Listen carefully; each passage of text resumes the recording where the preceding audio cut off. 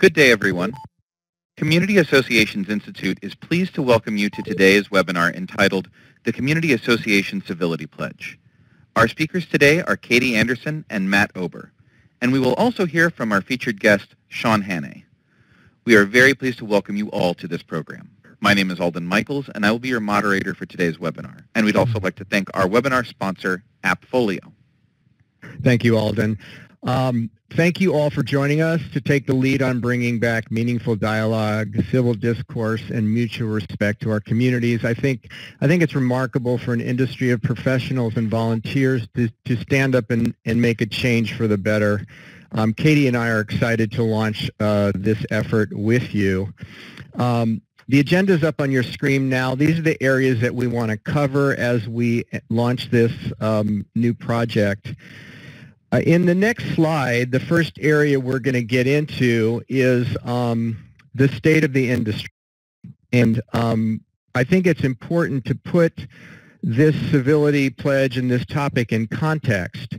We are in an industry that is growing. We have rapid expansion of common interest developments across the country. As the community association housing model increases in popularity and more of us are residing in community associations, we bring the tensions of the outside world and our workplace into the community board meeting or the common area. After representing community associations for 30 years, the climate has definitely changed, and by the number of community managers on the call today, as well as weighing in on acts of violence or discrimination. Katie, I'm sure you'll agree, things are a little bit more tension-filled today than ever before. Years ago, before the 2016 election, that seems to be a turning point in many of our minds, but it became apparent to me that community association meetings, gatherings, town halls, elections were contentious, more and more argumentative. It seems like members gained a better understanding of their rights under the governing documents. They felt more comfortable challenging the status quo. Meetings were more contentious, and community leaders, we struggled to impose restrictions on members who felt they were being treated unfairly or unequally. Our members began to question authority, and it was clear in my mind that most of our community members were resistant to being governed by a group of volunteer leaders that they elected. So as meetings became hostile, they became disruptive, they became rude. Disagreement became personal and people took sides, and it became very difficult as council to actually govern communities or assist boards in governing those communities. And this behavior was not just taking place in community associations. We're not unique, even though we're highly emotional areas. It was everywhere. It's in the community rec center, it's in the marketplace, it's in the grocery store, it's in the dog park, you name it. And I think it's also in our government. Our private residential communities are reflecting challenges of the outside world.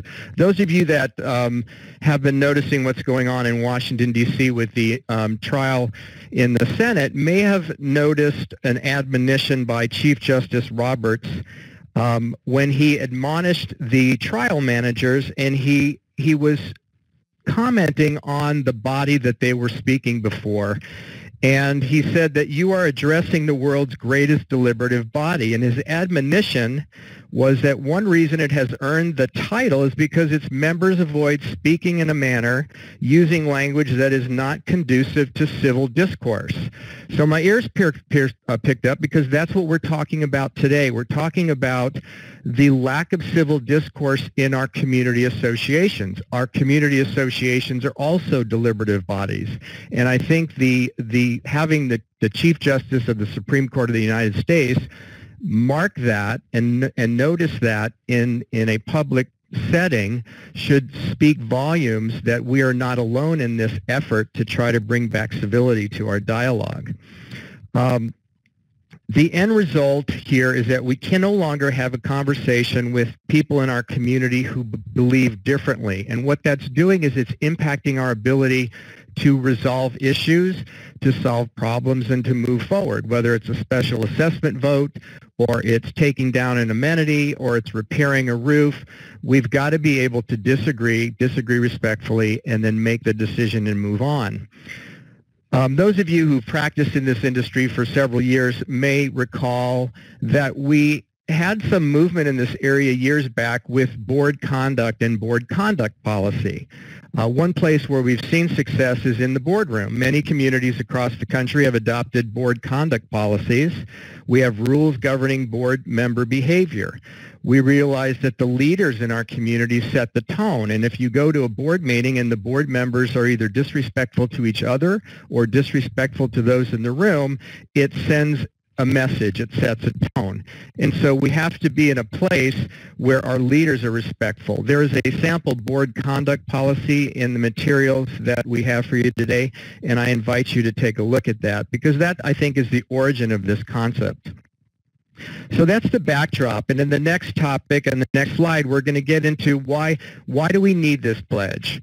And on your screen, we have some buzzwords: harmony, community, effective conflict resolution, civil discourse, responsible citizenship, and effective leadership.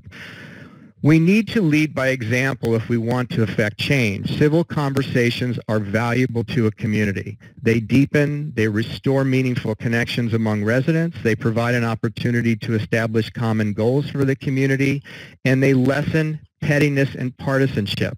Indirectly, I believe that a community that is able to have meaningful dialogue and escapes pettiness is better for property values. People tend to shy away from communities that are full of bickering or hostility, as reflected in minutes or anything else that might be read by somebody interested in purchasing in your community. So I think it's really important to the overall value of the community that we move into a place where we can have more civil, respectful conversations.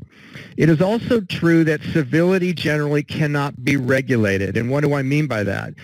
We have to shape our own behavior, because telling us by law, rule, or statute what we can and can't do or say is always going to be met with resistance.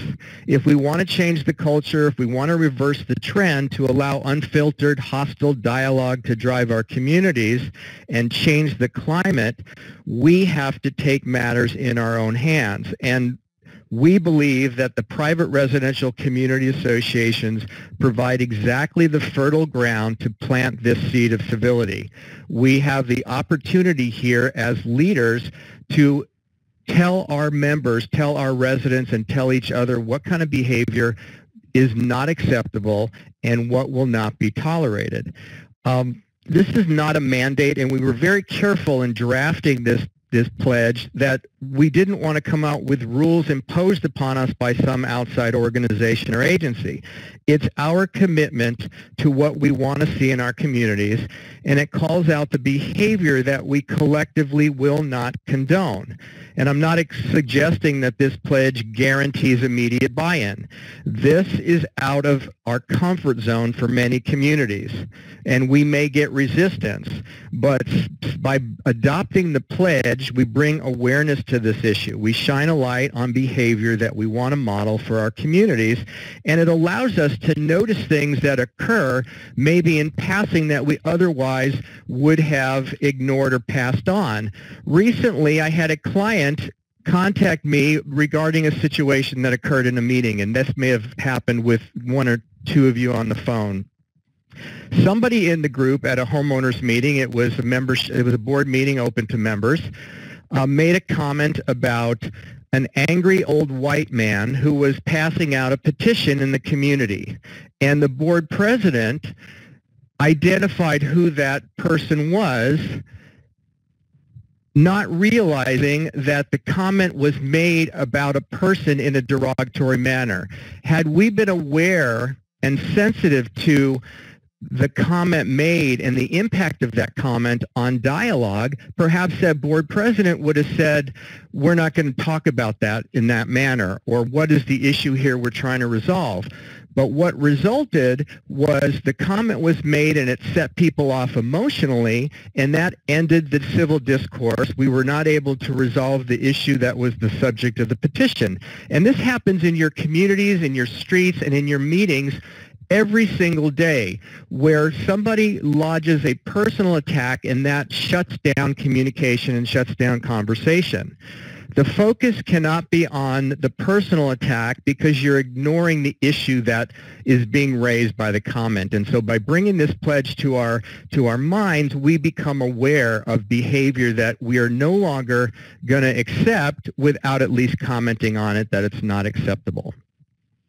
So let's take a deeper dive, if you will, into what are the key aspects of the pledge that we are launching today. So in the next slide, we start off with, there's 4 pillars of the pledge. In general, the pledge is the community association framework for effective community conversations. Community association boards are committing to embracing principles that establish a framework for effective community conversations. That's really what we're doing here, is we are adopting a model that will cause us to focus on ways to have better conversations with each other. We're not suggesting that we all have to agree on everything and go off into the sunset. That's not going to happen. But we are going to allow ourselves to have discussions in our community, maybe disagree, but at least disagree respectfully and move on from there. So let's look at the first aspect. Aspect number 1, pledge number 1. We expect each individual, whether a resident, guest, board, or committee member, business partner, association manager, to be accountable for his or her own actions or words. What we say to each other matters. Words have the potential to heal or hurt, to open a dialogue or to shut it down. You've all been in meetings where somebody has lodged a personal attack and it shut down the conversation. All too often, when emotions get the better of us, we speak out as if we're not responsible for what we say, somehow justifying it because we were emotional, because we were upset. That doesn't fly. Katie, you probably will agree with this.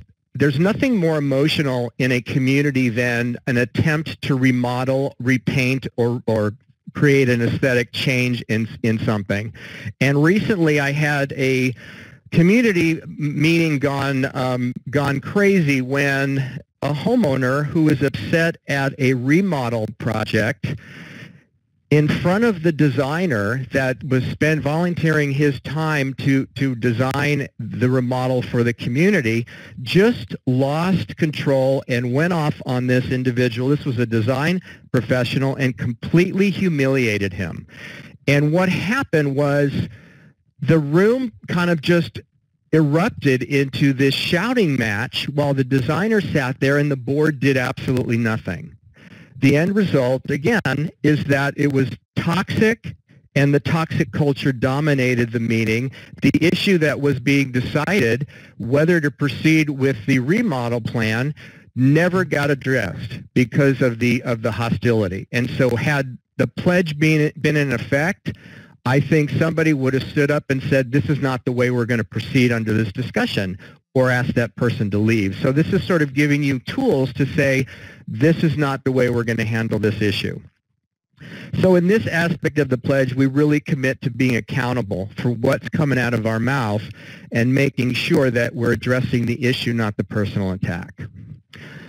The second aspect is we believe all interactions in the community should be civil despite any differences of opinion on a particular issue. This is critical. We believe in finding common ground and engaging in civil discussions about community issues important to us.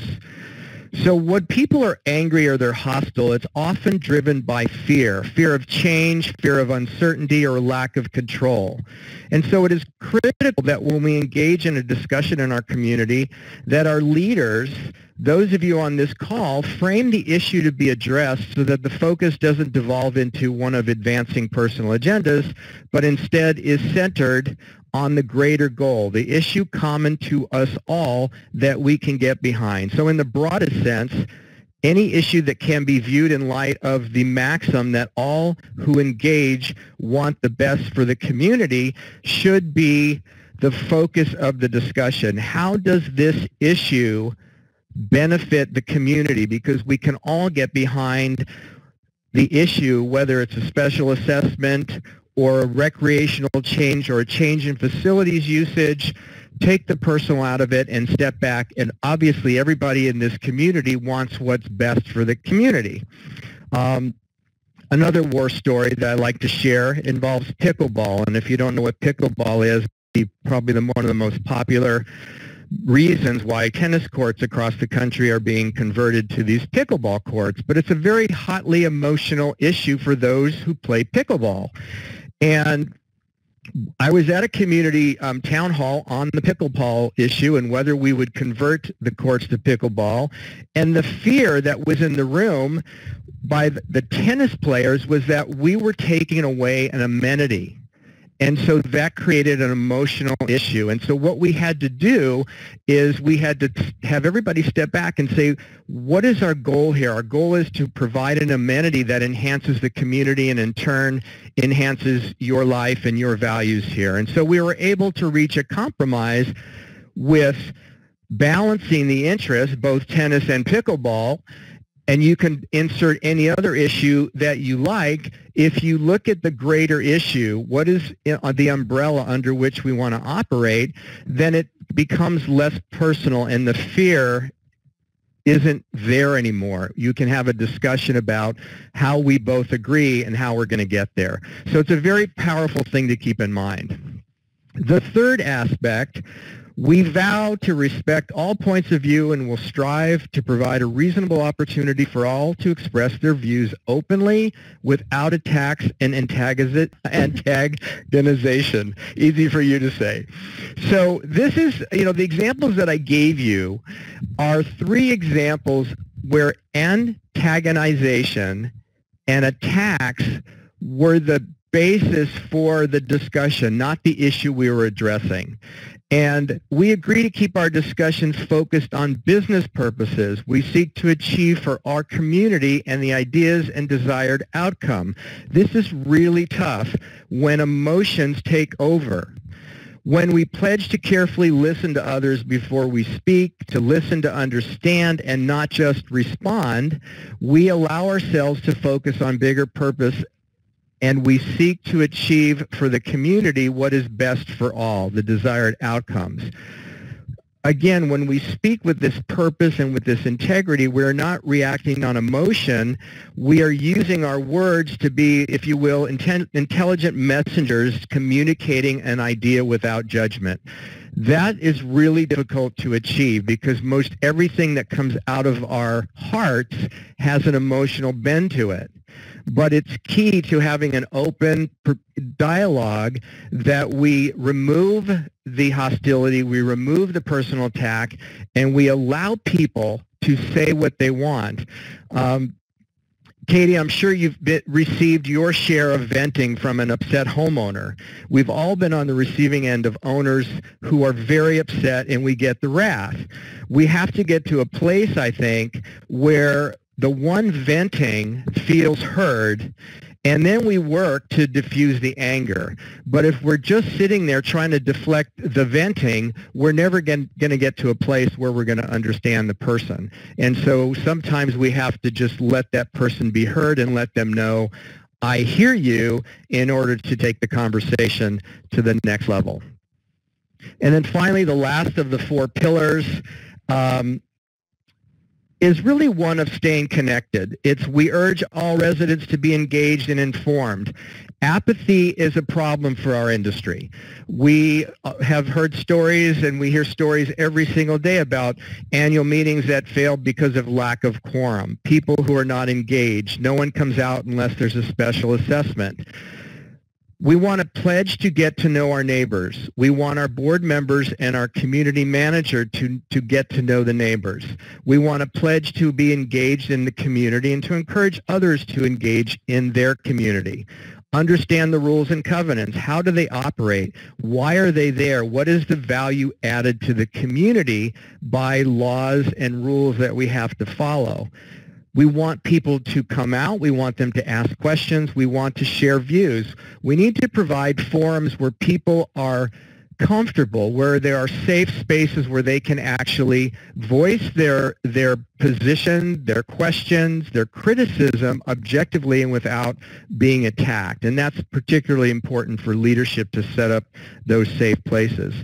The reality is we are all critics. It's easy to criticize from the sidelines, and the more engaged we are, the less suspicious we are about what our leaders are doing, and the more we can share what is in the best interest of the community as a whole. So those are the 4 pillars that that we want to share with you today as we launch this. And then I'm going to now turn it over to Katie that's going to put this into some practical sense and talk about creating harmony. Thank you, Matt. And thank you for your work, I think, with CCAL and your team and your members in sort of developing this pledge and starting this conversation. As a manager, it is extraordinarily critical, I think, that we even begin to have these conversations on how do we begin to address this. And this pledge starts that conversation for us. So I think we are going to take a quick question break and open it up to the audience. I'm going to turn it back over to Alden, and I think we're going to facilitate a few questions to give you guys a chance to engage in the conversation that we're having here, and then we'll move on to some more content. That's exactly right. And I would like to thank you for those of you who have submitted questions. If anyone else has questions, please please do type them in the chat below. One of the first things that we have here is a question from Kathleen. And it says, how do you handle it when a homeowner says that they are being discriminated against regarding enforcement of governing documents? That sounds like that would be one that would be pretty difficult to keep civil because it's pretty emotional. So what would your guidance be on that? I can jump in here, Matt. Go ahead, Katie. Yeah. From a manager perspective, I think for our perspective, Kathleen, transparency and information tends to diffuse those types of situations, and they're sensitive. So there's laws in different states as far as what's confidential and what's not confidential. But I would take the position that reflecting that information as far as these are our processes, this is the steps that we take when we are enforcing the governing documents. If you have specific concerns that you would like to cite, then we can address them, because sometimes they're making really generalized statements to cause concern or frustration. So get super curious and ask them lots of questions, because what might come out in that process is them ultimately admitting that they just didn't like the communication regarding the enforcement that you were sending them. Excellent. And we've got, were you going to add anything, Matt? I think Katie is exactly right in terms of asking the questions. Often we don't ask questions and we become defensive when people are raising those issues. As a legal practitioner, most of the knee-jerk responses to enforcement issues are, why aren't you doing it to them? Or why aren't you enforcing it against my neighbor? They've got the same issue. And you have to first ask, what causes you to feel that way? And the second thing, as Katie points out, is there's confidentiality. And it's kind of like, just because we are proceeding against you now doesn't mean we're not addressing everybody else. We just can't share that with you, just like we don't share your information with anybody else. It's a conversation. Yeah, absolutely. So we've got a lot of questions coming in here. I think we're going to go with John. He's got a sort of almost a two-parter. He has 2 different questions, but I think they can sort of be answered as one. It might even lead us into the next section here, which is, how long has the Civility Initiative been going on, and how effective has it been so far? That seems like something that maybe we'll be getting to maybe when we're talking with our guests. Is that right?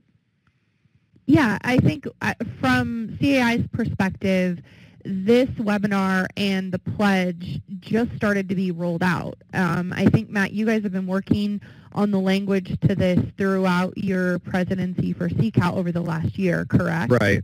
It's been about a year in development, and the problem has been out there for a while, and we finally got to the point where, as CAI as an organization said, we really have to do something. And the reason why, of all people, the lawyers sort of launched the the approach, which is very unusual, is I think we're in a position to go into communities and say, this is a tool that you can use to allow you to function more effectively. And we are just launching it now, which is why this is so exciting. And those of you on this webinar really have an opportunity here to say it started here, and it's sort of a natural, organic progression. And I think it will take on probably. It's going to take a while to get rolling, but we're excited to be on the ground floor right now. Yeah, excellent. And I think we won't know how effective it is for some time. And so part of that is it's only going to be effective if we as managers can create some conversation. Perfect. Exactly. I see a lot of wonderful questions there in the chat. I think we probably should move on, but we're going to have an opportunity to answer those a little bit later on. So David, Jennifer, and some other people will definitely be getting to your questions as we continue there at the end. But I think probably it's about time to turn it back over to you, Katie, so we can move on to the next part. Great. Thank you, Alden.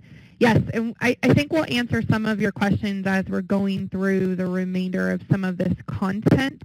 But, as Matt covered, the pledge is intended to be the basis to start the conversation. And now, as a manager practicing in this industry, as a CEO leading a company, a team of managers, how do we take the framework that's been laid out here and essentially create the environment and the opportunity for respectful discourse? And to me, when I was reading through it, that message sort of resounds again and again, is that the goal isn't to stifle debate. It's to ensure that it's done in a healthy manner.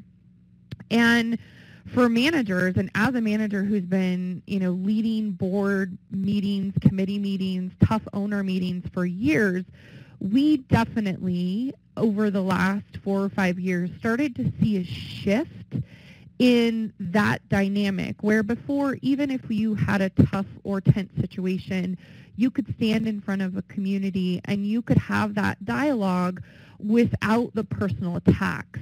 What started to shift is suddenly I was being attacked, my managers were being attacked, we were being threatened.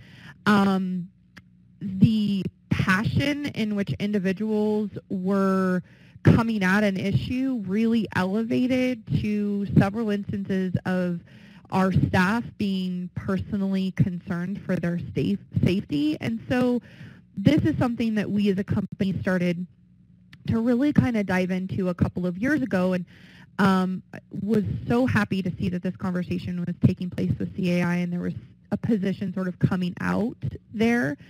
And so as Matt and I talked through the process of the pledge, but then how do we take the pledge and really put it into play in our communities to help turn that ship?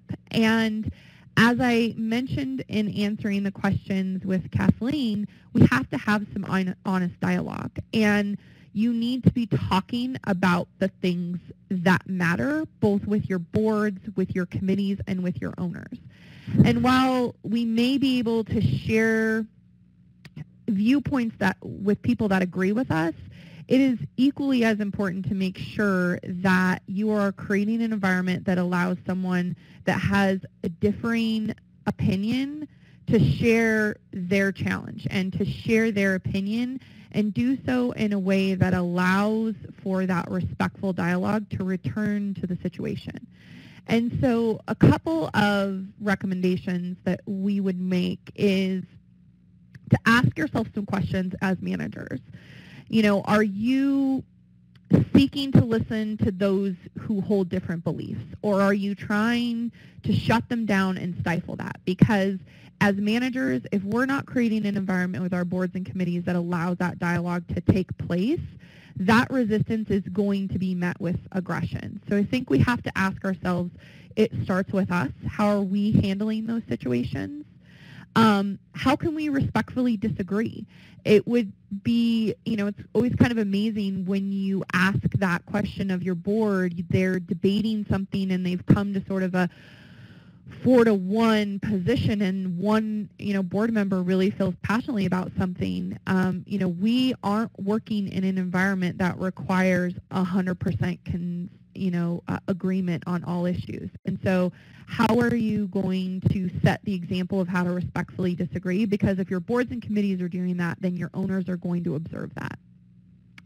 And how can you as a manager help lead these conversations? Have you sat down and had a conversation with, your boards of directors? If you have a board that is misaligning, creating this conversation will help you align with where those expectations are not being met.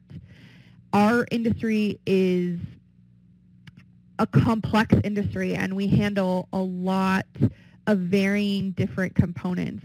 We always hear that we're generalists, we're not specialists. Community managers, board members, community volunteers, you all know a little bit about a lot. And so there is a lot of things that come in front of us that are complex and can spark strong emotions. And it's a critical responsibility of our board leaders and our managers to facilitate those community conversations. And so have honest dialogue and have conversations about aligning expectations.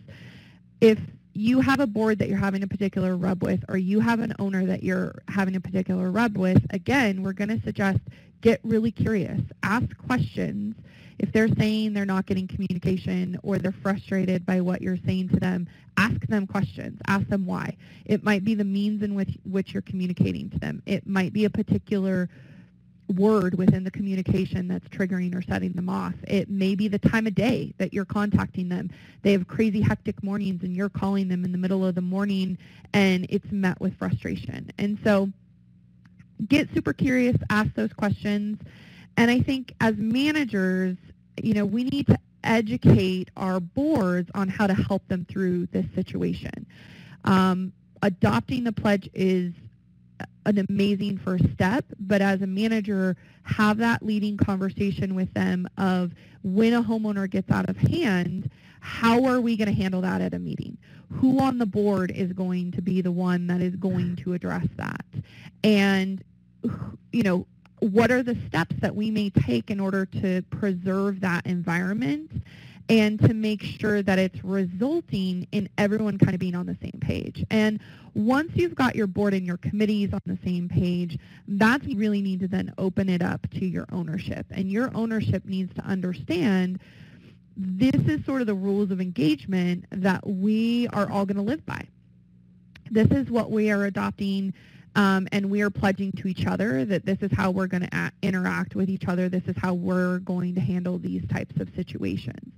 And so I think, taking those steps, asking yourself those questions, and we have the boards that we have this relationship or dynamic with. We know the communities that we have the relationship or dynamic with. And as Matt said earlier in this webinar, there's no amount of punitive rules that we can put in place that is going to make this situation better. You can't put a fining policy in place. You can't put, censorship regulations. The more you strap on to that community to try and stop what's going on, all you're doing is trying to stifle that passion, and it's going to get worse.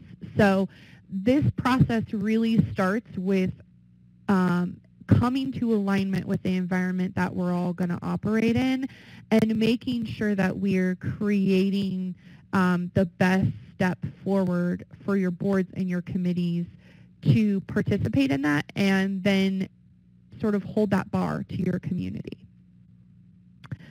So in addition to getting pretty curious as managers, there are a few tools that we have deployed that have been helpful in changing the conversation for some of this. And it's really easy, I think, for us as managers to sort of want to throw up these walls around what we do, especially as board members too. We want to create parameters in how people communicate with us in order to protect our own sanity, and I get that, being as long as I have been in this industry. But the challenge with that is trying to hold up those walls and keep people out of those environments takes a lot of energy. And by having these honest conversations about what we expect on dialogue, what we expect from one another in the environments we're all going to operate in, it sets those boundaries. And those boundaries are easier than as a manager when somebody walks over it to say, oh, hang on a second. We all agreed that we weren't going to call each other names. We all agreed that we weren't going to personally attack an individual. So if you have a problem with what's going on, let's get to the facts.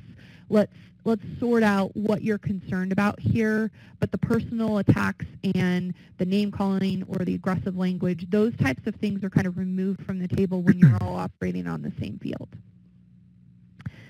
And as managers, we all have war stories. We always go to conferences every year where we hear extreme circumstances. And I do believe that over the last 4 years, these situations have become more extreme. I know personally in our own company, we had several situations over an 18-month period where we called the cops to our office multiple times. That's the first time that we have done that in the 11 years that we've been in operations. And so as owners of companies, as managers, we have to figure out what those boundaries are so that we have really clear expectations that aggressive, threatening, violent behavior, it's not acceptable. And so to change those dynamics, we have to get really honest with whether you're a board member or a manager or a business partner or a homeowner, you all have an interest in running smooth operations.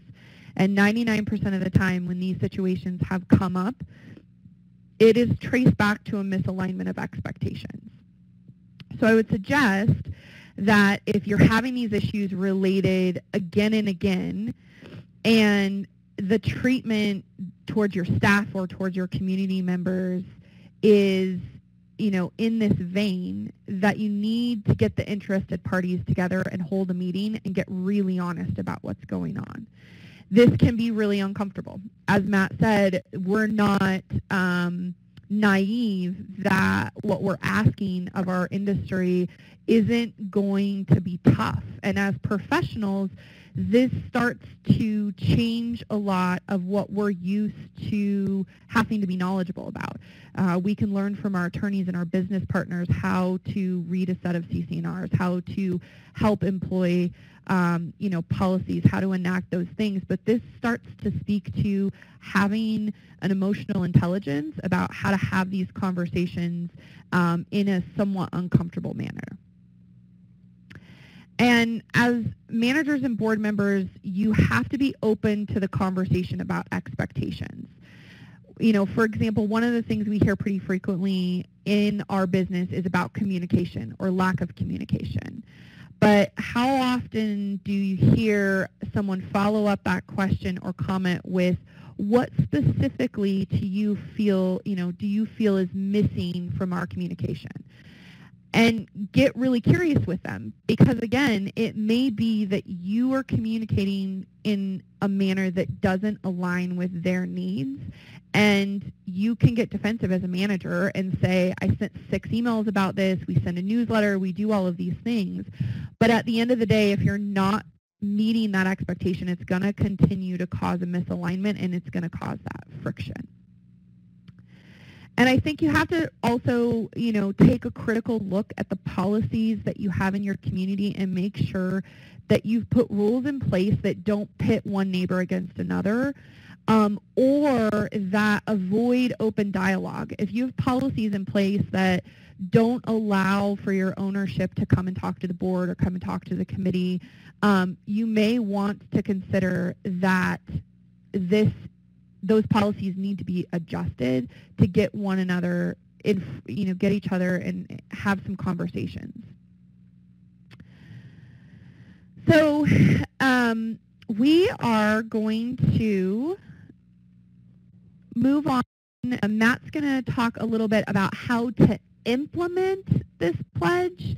And then as Alden mentioned, we have a board member on the line who has gone through some of this. We're going to pull Sean in and ask him some questions from a board's perspective, how they have helped handle some of these things.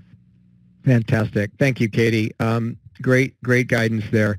So when we're talking about implementation, this is not rocket science, but we are starting a movement, and I think that's huge. And when we start a movement, we have to do it in a way where it becomes a thing. Have you adopted the pledge? And so part of the exercise that you're going to see in the forms that you can download is that your community will adopt the pledge either at a board meeting or some other forum, and then we will promote your association or your associations if you're a portfolio manager through CAI, because we want the buzz. We want the buzz to filter through from one side of the country to the other. What is this pledge? Tell me what it's about. How does it help? Does it work for you? We should do that. That's a great idea. And that's how you sort of build a movement.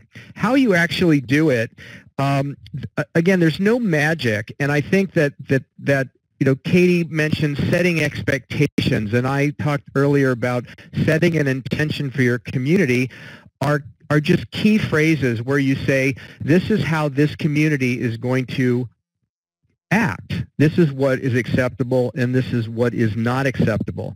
Just like those of you put on your agendas for board meetings, no tape recordings will be permitted, you can put the pledge somewhere in your materials so that the four main pillars of the pledge, or we have adopted the pledge, should be on some material.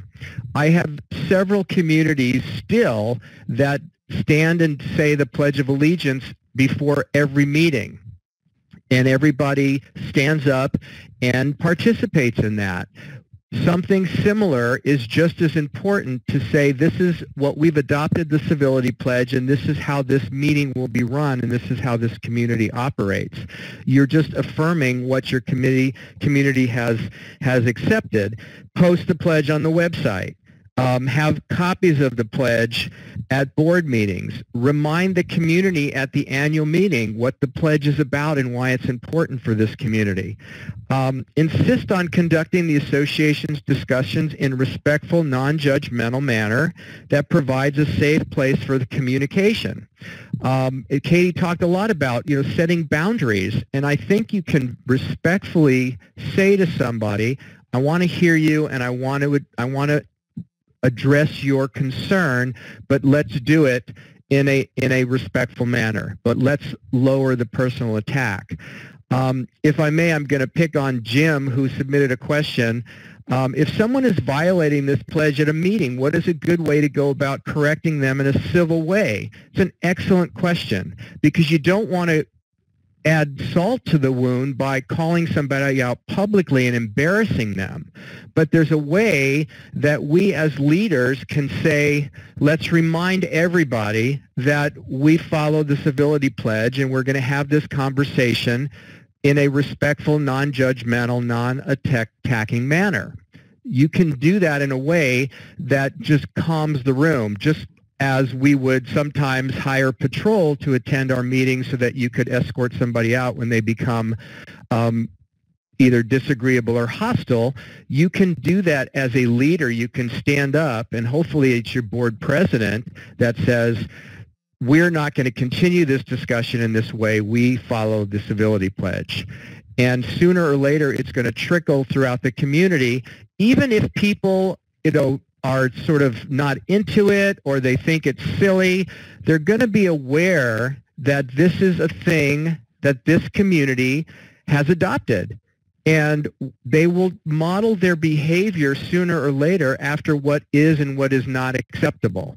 It's going to take time. Again, it's not going to happen overnight, and it's not going to be instantaneous, but I think that the more you remind people, the more you live by this pledge, the more your leadership stands up and says, this is how we're going to operate, the more acceptable it will be. Just as it has become acceptable to behave badly, I think we can reverse the trend and create a habit of conducting ourselves in civil, respectful, and meaningful ways. And I think it's just going to take perseverance to get you through it. It is, and it's tough as a manager because I think that our natural defense is to defend the good work that we do. All of you that are on the line today, if you're engaging in this conversation, you do good work. You care about the things that matter in your community. You care about your history. And so starting this conversation of how do we handle uncivil behavior is a starting point. This isn't going to be the conclusion to it, but I think there are a couple of pieces as a management company that we have deployed that is helpful. One of the things that's in your print resource is a document called Board of Director Obligations. We have mentioned this at a couple conferences over the years, and we frequently get asked for this, but this language is language that we incorporated into our management agreements. I'm not an attorney. You need to make sure your attorney reviews that. I will put that disclosure on that.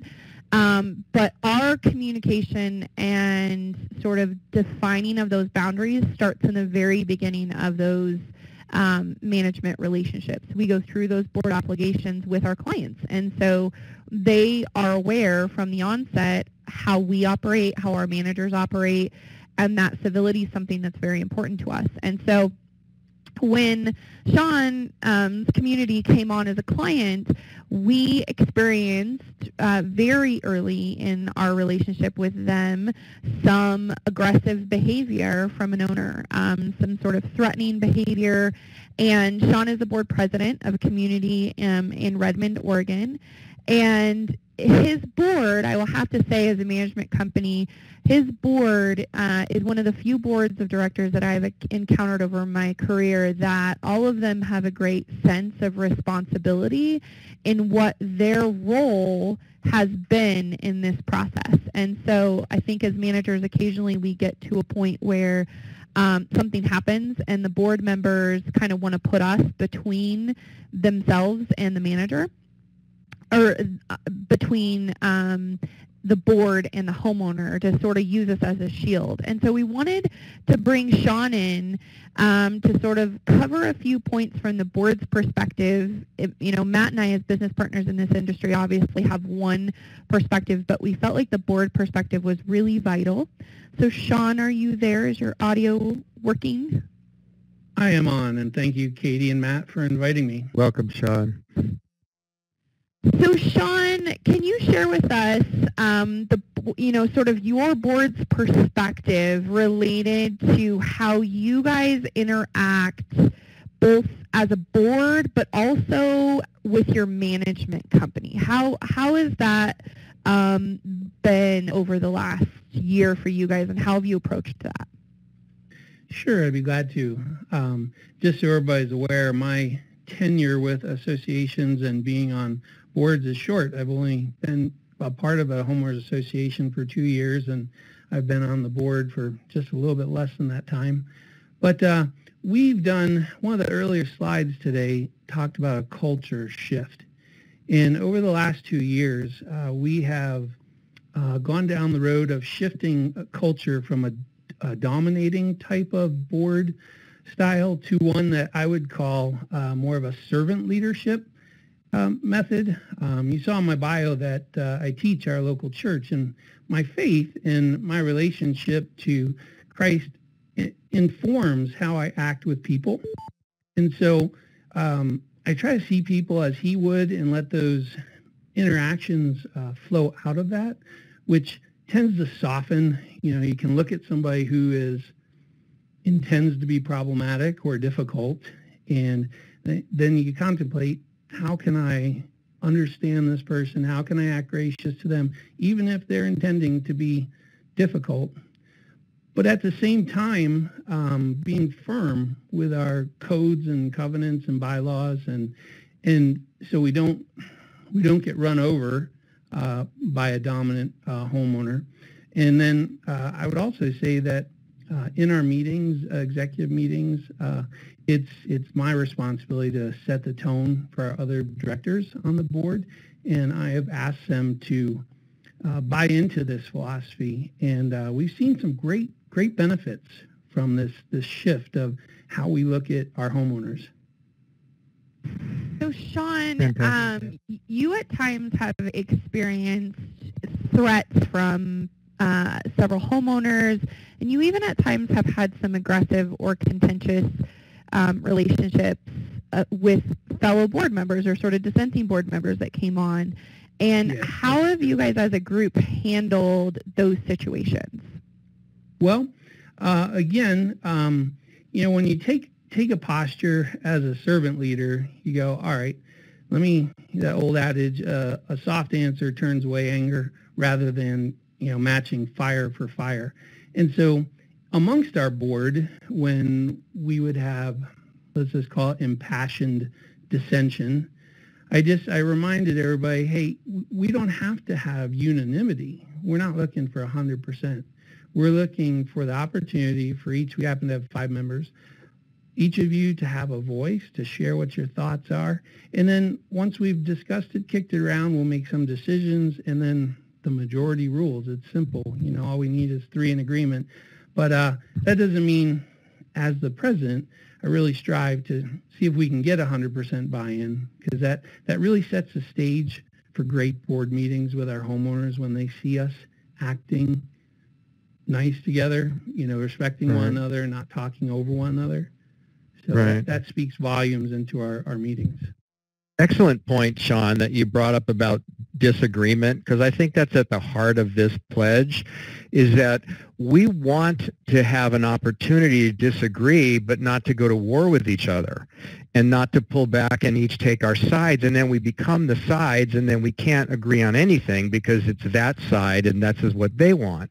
But your point is so critical to the whole functioning of the governing board. Is we're supposed to hash out issues and we're supposed to disagree, and that's why there's a majority. But let's do it respectfully. That's an excellent point. And I'll sort of toot Sean's horn for a second, but I think as a manager, one of the critical pieces that you do, Sean, that helps sort of manage these meetings is you don't engage in debate in those situations. You thank people for their input.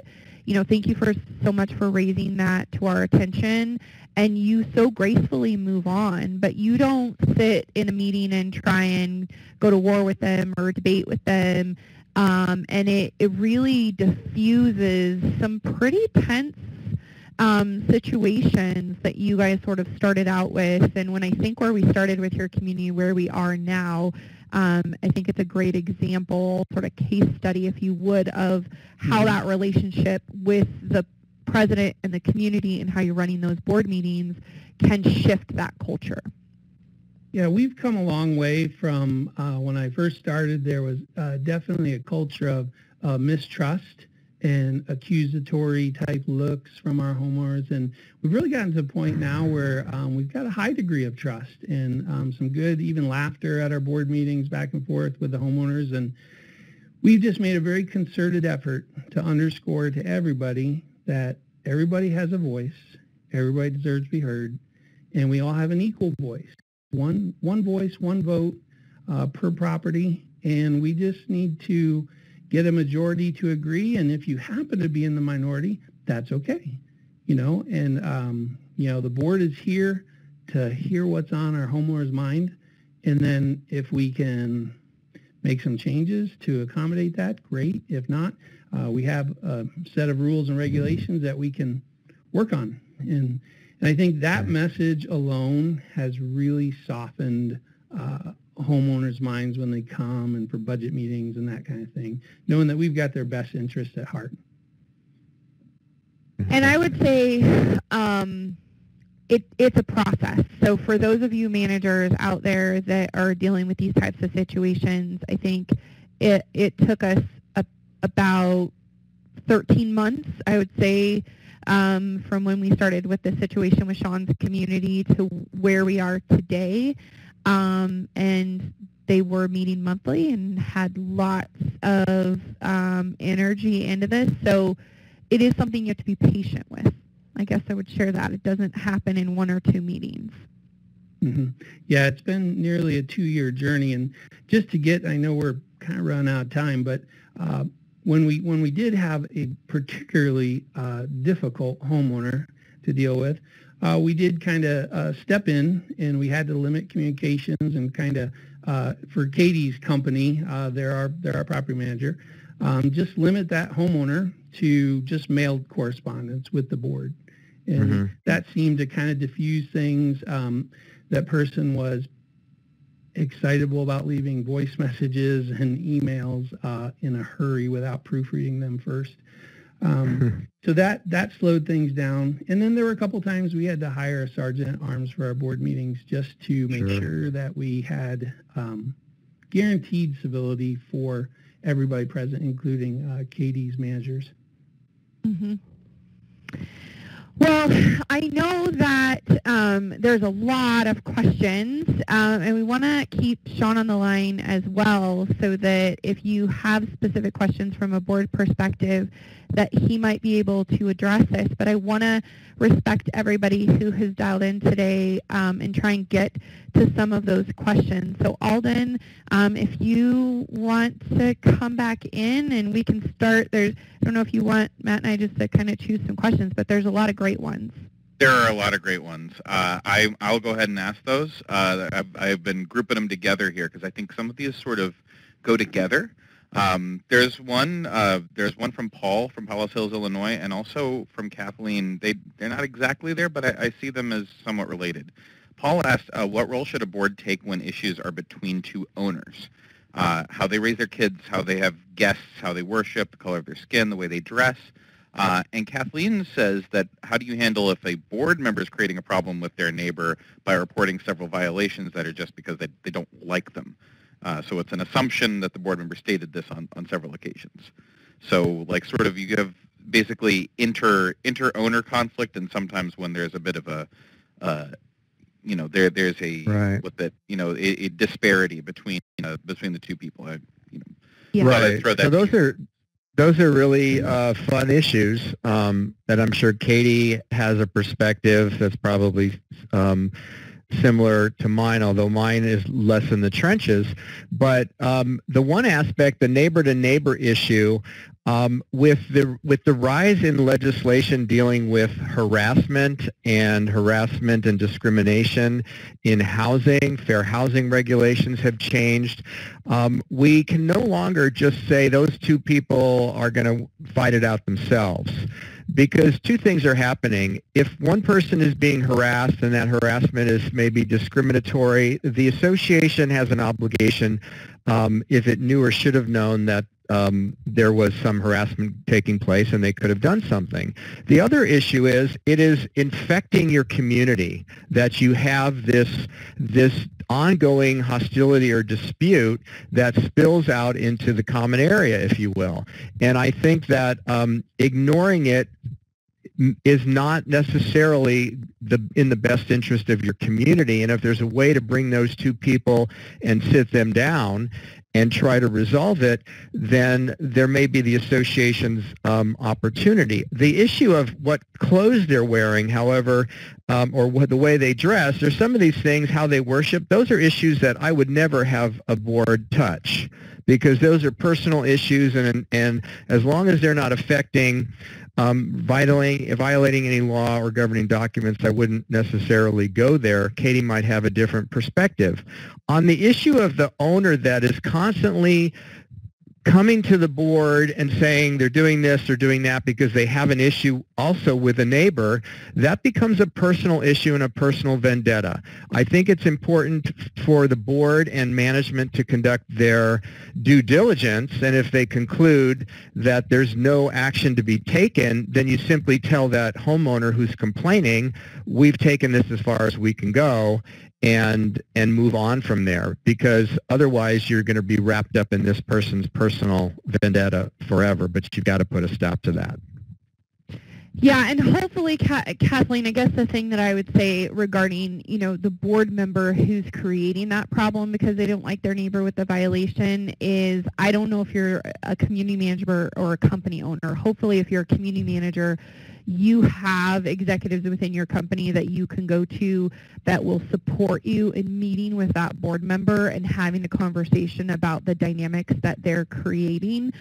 A super uncomfortable conversation, completely respect that, but I think as managers, we have to stop just being okay with living in the trenches in these dynamics. We have to have these conversations and do so in a way that makes you feel safe and make sure that you're setting that conversation up to be successful. So bring somebody in to help support you.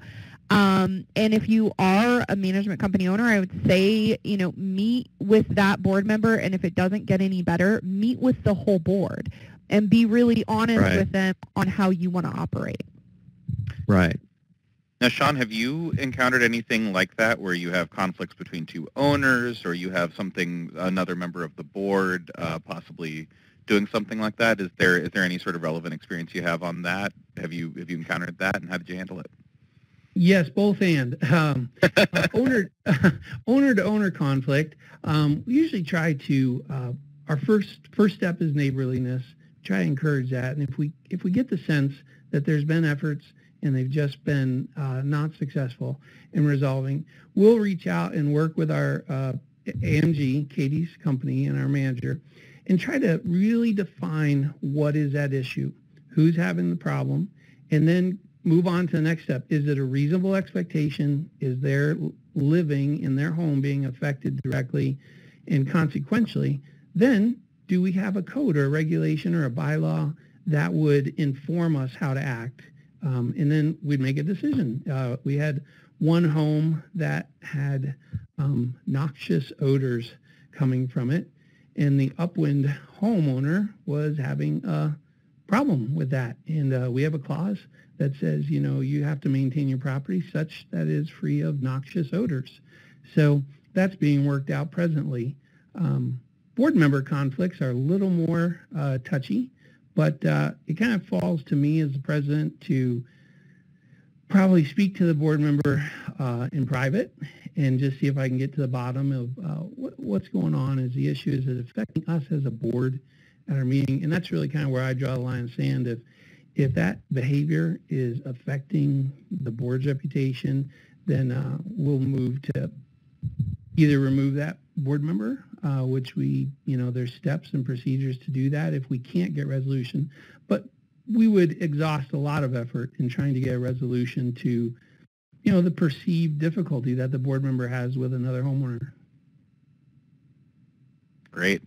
So I think probably the next one that I would go through. You guys are absolutely right. There are so many great ones. I was looking at a question from either Tamala or Tamela. I'm sorry, as somebody with a unique name. I'm sorry if I said it incorrectly.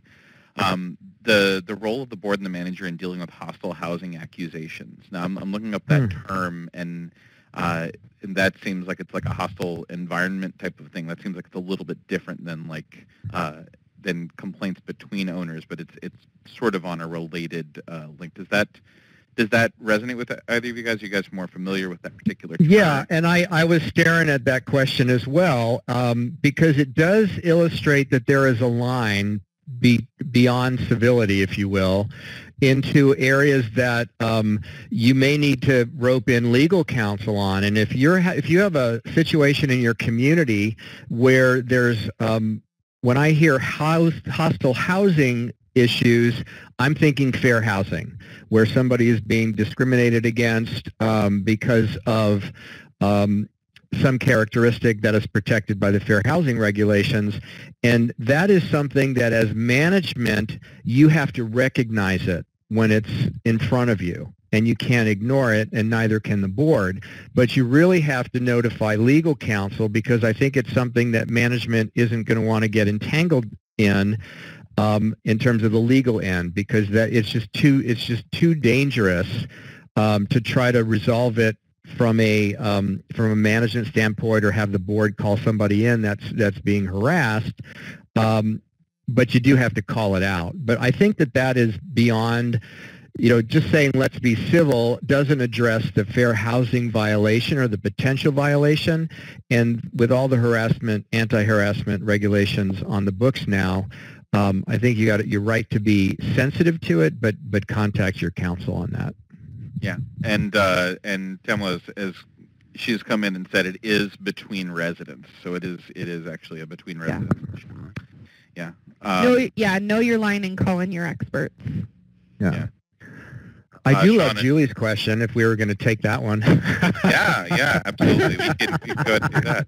How do you stop I was looking at that one too. And that seems like a good one for just generally open communication, I think, is how do you stop a board member from waiting until a board meeting to state in public that they disagree with board decisions? That's Julie from Washington. So that's your gotcha. I think that everybody has one of those, and I'm sure Katie has several, where you just know that John's coming to the meeting and we don't know what he's going to levy on us. In California, anyway, we have the Open Meeting Act, where we encourage people, if you want to talk, you have something to say, you come to the meeting and you have your opportunity, your 3 minutes to talk about anything that's on your mind. But if you are aware that a board member or that a homeowner has an issue that you want to try to diffuse, I think you creating an avenue, a forum where people can come to management or the board and kind of present an issue. I don't know, that doesn't guarantee that they're not going to still come to the board meeting and talk about it there, but at least you can be prepared. And I think Katie talked about this earlier, the idea of, creating this space where people can come in and you can have a dialogue on important issues. This is exactly one of those situations where you want to, set up something where homeowners can feel free to let you know of things that are bothering them in advance. You can either address it or at least try to, fix it for them, because there's nothing more, I don't know if embarrassing is the right word, but when a manager is sitting in a board meeting, some homeowner, and you know who this homeowner is, stands up and just, everything you did is wrong. You didn't answer the phone. They called 6 times. You said you were sending somebody out and you didn't. Those are the issues that are unfairly attacking you without an opportunity to be prepared to explain what took place or diffuse it. And that also lends itself to creating a more civil environment if you have this discussion maybe offline before they get to the meeting. I don't know, Katie, how would you handle something like that? Well, and I think to your point, Julie, you're saying that board members are waiting to come to the board meeting and state publicly that they disagree with a board decision. And so one situation that I would kind of point you to is in our board obligations language, in our contract, we have language that talks about how the board speaks with one voice. And not that they aren't able to disagree, but I think for practical advice, this comes down to educating your boards, educating them on how this process is going to take place. You're getting them the board packet in advance. They're going to be reviewing that information. Here's how board meetings are going to go down. We're going to use Robert's Rules of Order. This is how those, sort of procedurally we're going to operate. And when you have board members that are sort of publicly shaming other board members because they disagree with the decisions that are being made, I think themselves, they are violating their pledge to operate as a corporation and operate above board. And so we recently had a situation where one of our boards was waiting until a board meeting to publicly shame a manager. And in Oregon, we can have an executive session for contract negotiation, and because we have this contract language in our agreement, we called an emergency meeting with the board and pulled them all in together and just made a really clear line that this doesn't happen. This doesn't happen with you against our managers, and this doesn't happen with each other. If we want to have constructive criticism, these are the roads for constructive criticism. Here's who you can share that information with, and here's how we can resolve it for you. But you have to have that conversation with those board members, which again is uncomfortable, but I don't think we can take a step forward out of this environment until we have those conversations. Right, and that's an excellent point. You know, the reality of the practice is there's always one board member who for whatever reason you can't get them to fall in line. Not to say that they have to agree, but they have a right to disagree. But once the board makes that decision, they have to abide by the decision of the board. But you can't stop people from talking, but you certainly can set policy, as Katie mentioned. I do want to hear, Sean, what are your thoughts on that? So board members that sort of wait until the last second or don't speak with one voice. How have you been able to combat that? We haven't dealt with that situation on a few occasions, and I think for us, there's a clear line in the sand between, expressing a dissenting opinion in the appropriate context and then being subversive. And when the comment is obviously or patently subversive and it is targeted specifically, especially at one of Katie's managers, that's when I would step in and say, you know what, we're going to table that to an executive session and we'll handle that. But yeah, you got to be sensitive to that, but yet at the same time, defend your managers. I mean, they shouldn't be allowed to be a whipping post for anybody. Excellent. Well, thank you all for that. This is actually going to conclude the seminars. We do this webinar here. We do have time just for some very, very brief closing thoughts from our presenters. So if you guys would like to offer some closing thoughts, I know you guys have been talking a lot. First of all, thanks, Alden. I can't tell you how great it is to have you on the call, and the questions that you've submitted reaffirm for me how important this is, and stick with it. It's going to be something that I firmly believe will take off and will assist you in trying to turn down the rhetoric in your community so that your meetings could be more efficient, more productive, and people will once again not be afraid to really engage in issues in a manner that is respectful, meaningful, and leads to a resolution. So thank you all for participating. Yeah, thank you. This has been a really fun session to develop with you, Matt. So thank you for your time and energy on this, and the CAI staff for all of your work over the last couple of weeks as we've developed this. And Sean, thank you for being such a reasonable board member to work with. My, closing thoughts to managers is to just know your worth. Know the profession that we are participating in and be comfortable having these conversations, because I don't believe that we can move this conversation along or change the direction of this culture without being really honest that we are professionals, that we deserve to be treated respectfully, and that we deserve to work in environments that have civility as a basis, whether it's our board members or volunteers or community members. So know your worth as a manager and be really comfortable standing up for that. Hear, hear. Excellent. Well, thank you all for all of your questions. I saw this mentioned a little bit, but I think maybe I want to acknowledge some of the other question askers. David, Jennifer, we had some other great ones that just came in. I think what we're going to do is I'm going to note down all the questions that we have, and maybe I could send something to our presenters, and they can go ahead and just provide some written answers to that, and we could include that in our course materials so that you guys, even if we didn't get something on the actual conference, you still get your questions answered. Because we very much care about that, and I think that would be great for everybody. Excellent. So registration for this live webinar also entitles you access to the recorded archive after the webinar is finished. Please note that the recorded archive will be available within 48 hours of today's event, so just return to the same login page at a later date, log in, and you can view the archive over the next 120 days.